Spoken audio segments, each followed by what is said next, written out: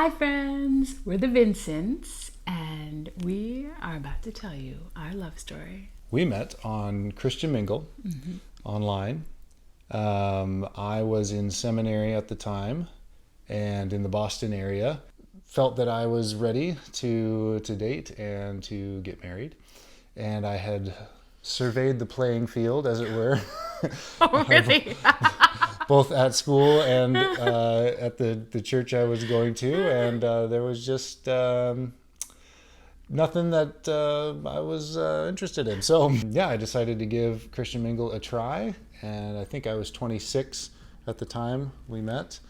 And I was on longer than her. So I started, I think it was January or February in 2013 when we met.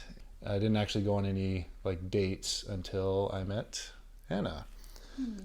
So yeah. So on my end, I was actually moving. In April, I was about to move and I was actually Skyping with one of my friends and I said to her, I really feel like I'm going to this next year meet my husband and then when my lease is over, move in with him. So meet him, get engaged, get married, all in a year. So she was on a strict timeline. No, I just had this sense. And she was like, you know what? She's like, I'm feeling that for you. Then I was at church and young adults and a few different things. And two different pastors had said something about online dating, which was really random and not something that my pastors normally talked about. So I went home and I was like, do I want to go online? Do I not? I was torn. So I was like, I'm gonna pray about it. I'm gonna talk to three of my closest friends, one of them being, my mom, my sister, and at the time my accountability partner, and ask them to pray with me. So I'm sitting in my bedroom, I'm at my laptop, and I'm making a profile and I'm praying through it. And I had this joy and excitement, and I just felt the Holy Spirit with me in it. So I had said to the Lord, I'm gonna make this profile, but then I'm not gonna message anyone.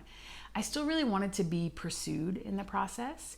And I wasn't on there because I was lonely or desperate or just looking to fill time. I had a really awesome, fulfilled life, but I also felt like this was what I was supposed to be doing. And I did want to meet my husband. I will message back whoever you tell me to, but I'm not just gonna message back any and everyone because it's online dating. It's very low impact. If a guy messages you and you don't message back, it's not mean, it's just that's kind of the way it works. That's what I did. I got on and, guys start messaging me and I would look at them, pray about them. And up until Mike, I didn't feel to message any of them back. And so then Mike messaged me and I read his profile and I was like, oh my mercy. I am liking what I'm reading. And I liked some of his profile pictures, but I'll be honest, I didn't like all of them. Yeah, I guess I didn't have a great eye for fashion or how to present myself well. Not at all. Online. I guess one tip is don't judge someone too harshly on some of their pictures because maybe in person they look better and maybe they're just not very photogenic. So. Or maybe you just need to lower your standards, just all the way down. I'm just kidding. Like you did? Are you saying you lowered your No, standards? I'm saying you did. Okay, so how did you find me on Christian Mingle? I had sort of at that point, I had to expand my search radius because you can do it by geography, right? And so initially it was like, oh, I'll try to find somebody local. I don't want to do a long distance thing. And, but eventually it was like, there's really not any options in that area for me. So I expanded it all the way. I just took off the restrictions. I'm like, Lord, if you're in this, I don't want to restrict you or put you in a box in terms of geography. But then I did have another box that I was very particular about and did really want. And that is, I'm very tall. I'm 6'9". There's some tall guys that are really into short girls, and I was never one of them. I appreciate a tall woman. And so I started searching by height, because you can do that in Christian Mingle. I'm 6'9", so I figured, okay, a foot shorter would be as low as I could go. So I started at 5'9". And I found that wasn't really restricted enough. There's still way too many options. Okay, let's push this up. So then, I don't know, a week later, then I did 5'10". And then maybe a week after that, I did like 5'11".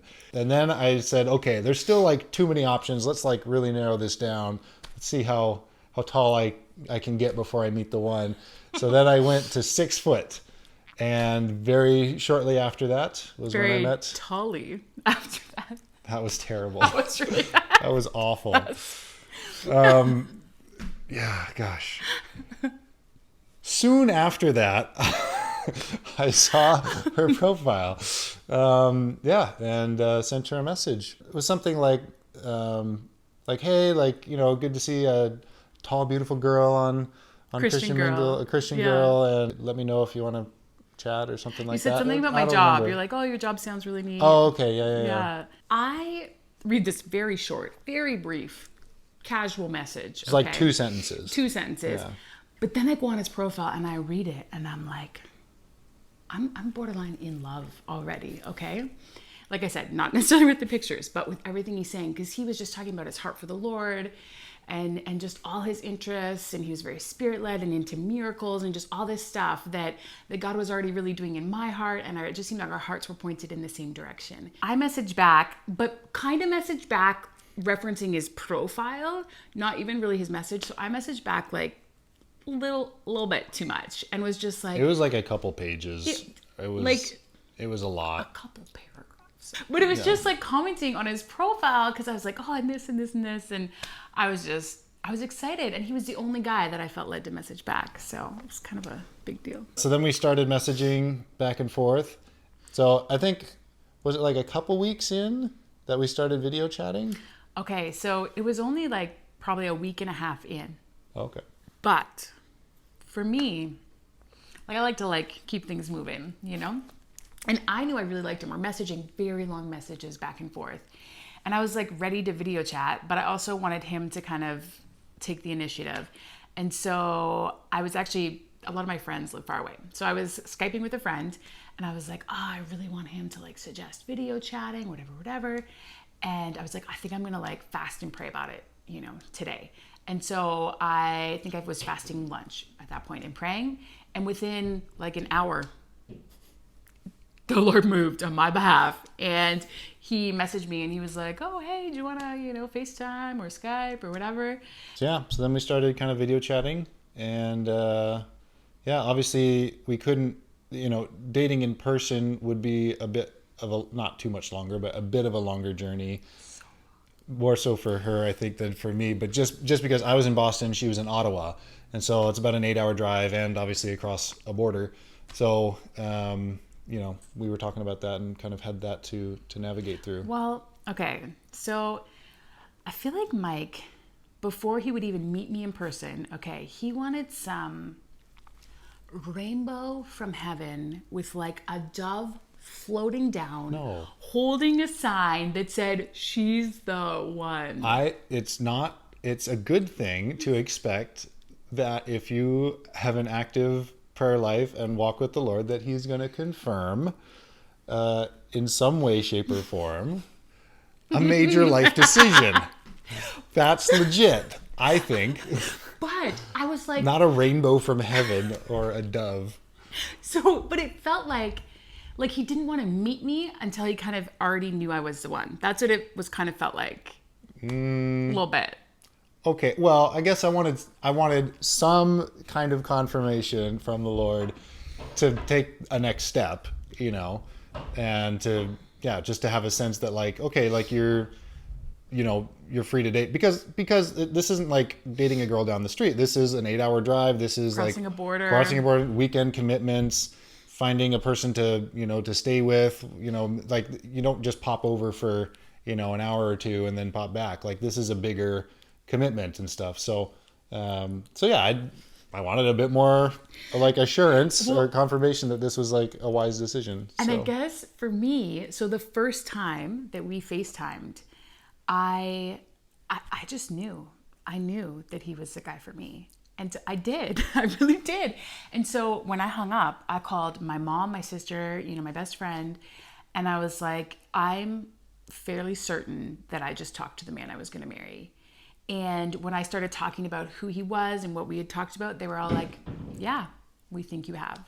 So I knew like very early on that I knew I wanted to marry him, and I knew that I felt like that was what the Lord had. And so everything just like felt like forever for me, because I kind of had a sense of it earlier on than you did.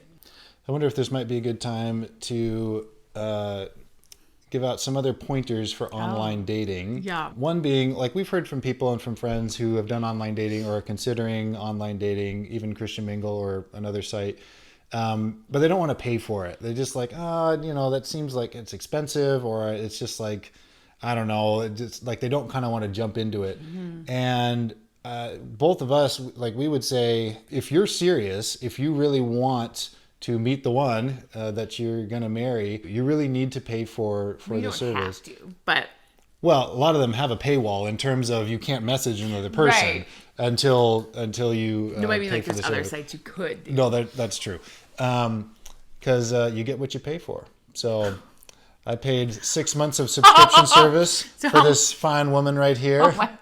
So she only got away with a 1 month model. So I'm, a little cheaper. the $20 model. And so I married up.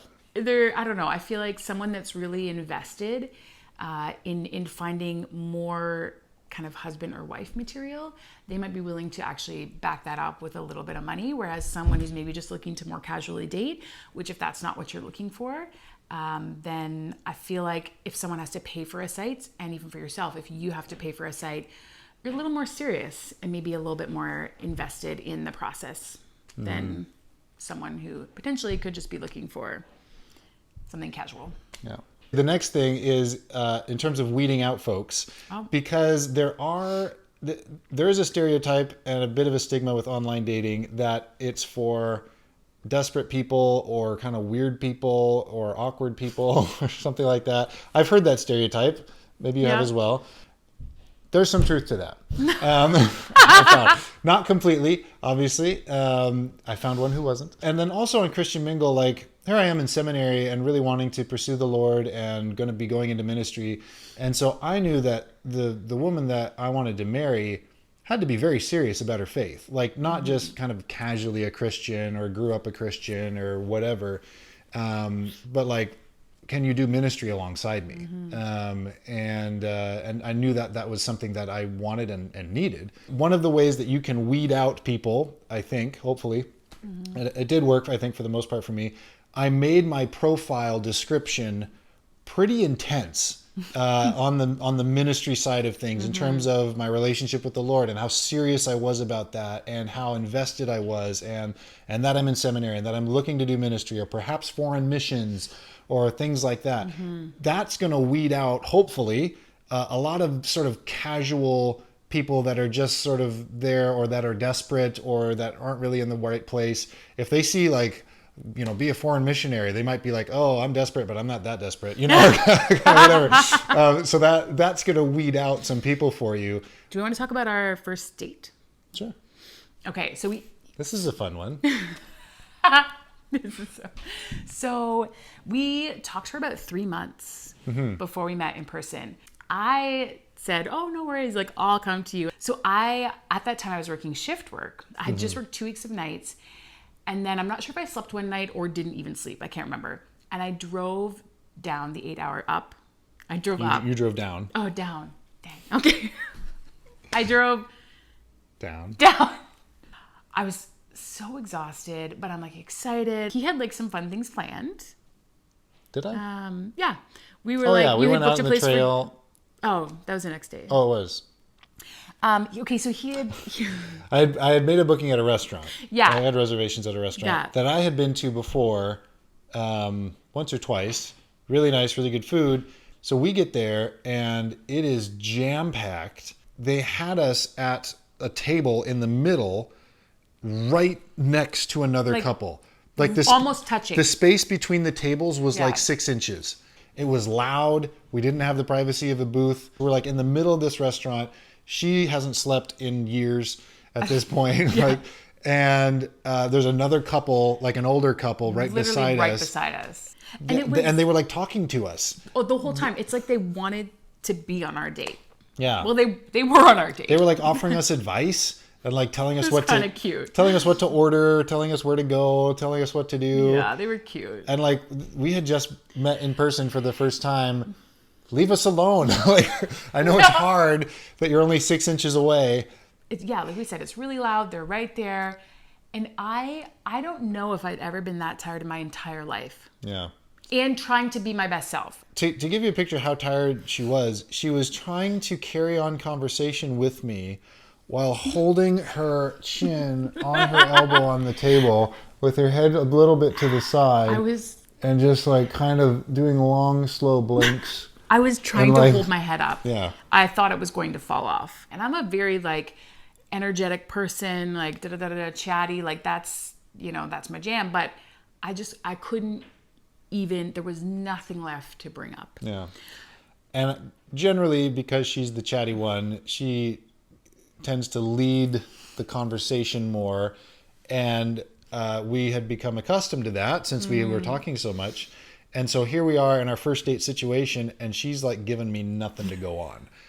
And I'm not a conversationalist. Like a first date is awkward enough. This was like to the extreme. It was so bad. Conversation was terrible, was going nowhere. We were not connecting. No. We were not having fun, really. No. We weren't like arguing, but it was just like this person sitting across the table from me is like near death. I can't talk to a zombie. So then the other plan that I had, there was a donut shop that opens at midnight.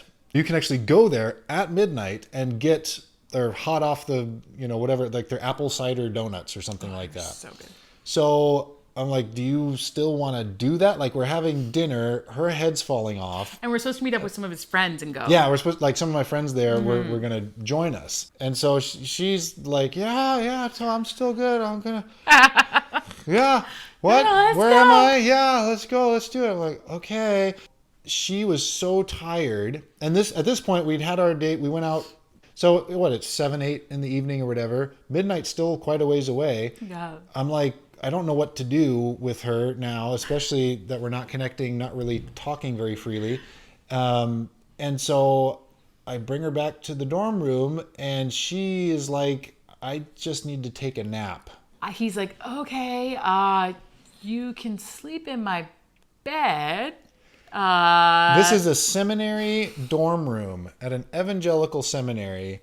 We're not really supposed to be bringing young ladies back to our rooms at night, at least, much less sleeping in our beds on a first date. And he's so, but I was staying in the girls' dorm, but I wasn't going there till later. So that's why I didn't have like a place to like sleep. So I like slept on top of his bed and like whatever. And he went out and played video games. I'm in the common room. The only thing out in the common room is like my TV and video games. So I'm like, okay, I guess I'll continue the date by playing video games by myself, waiting for her to have a nap so that I can wake her up before midnight and take her for a donut. So I pass out hard and I was out for hours. And when I woke up, I was like, okay, this is going terrible. What can I do to reset this? And so from his room, I called him. Do you remember this? Oh, yeah. I called him on FaceTime because I was like, I know we can connect on FaceTime. So I called him on FaceTime and was like, hey, I'm awake. Did you think that was cute? Yeah, that was cute. And so then we like chatted a little bit and then we went to the donut shop. We showed up there thinking that we would be one of a handful of people. There was like 5 in our group because I invited some friends to go. And so we show up there shortly before midnight and there was like 150 people outside the door. There's a Christian college a couple miles down the road and it was like back to school, fun events, orientation, stuff like that for the first year students. Above the donut shop, it's a cute little town, but above all these shops are apartments. So there's people up there. Well, all these kids are making tons of noise. So then the cops pull up. Like 2 or 3 police cars come because they were getting noise complaints. We got in and we actually got our donuts. So good. Just started eating them. And then the cop said, everybody out. And shut it down. It was exciting. Yeah, worth waking up for. So I went to this, where I was staying, the girls' dorm. And I remember going to bed and being like, I don't know anymore. I didn't feel the way I expected, because here I was coming with so much expectation, and I just imagined that in person it would be like just like it had been, on FaceTime. We'd be like connecting, chatting, boom, boom, boom. And it just wasn't. I knew I was part of the problem, obviously. I was like apparently like a zombie. I remember messaging a few people being like, hey, pray. This isn't going the way I expected. Like, I need all the prayers I can get. And I felt the same way too. Like after that evening, I was like, this is not the same person that I've been talking to online for 3 months at this point. But I also knew that she was extremely tired. So after a bit of sleep, the next day was much better. Yes, felt more normal. Yeah, we, went and had lunch with some of his friends. We went for like a hike at this beautiful spot. It was so pretty. And then we went and had supper by the water. It was really nice. So the rest of the date went much, much better. Yeah. And if you want the rest of our story, we'll probably make another video. Part 2. So this is not a sponsored video, P.S. by Christian Mingle. No. But if Christian Mingle does want us to make a little commercial for them. Yeah. I'm kidding. No, thank you so much for listening to our online dating love story. Mm-hmm. We would love for you to stick around and see part 2. Mm-hmm. And also we're going to have some family vlogs sprinkled in and different things. So feel free to subscribe and comment below. Give this video a thumbs up. Thanks for joining us. Yeah. Bye. Bye.